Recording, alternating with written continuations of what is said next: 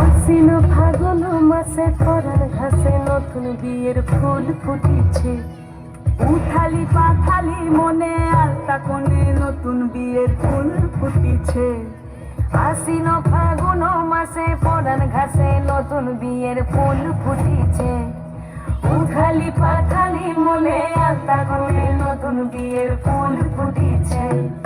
এই গো পিয়ালি রে, এই গো দুলালি রে, এই গো পিয়ালি রে, এই গো দুলালি রে। আশ্বিন ফাগুন মাসে পরাণ ঘাসে নতুন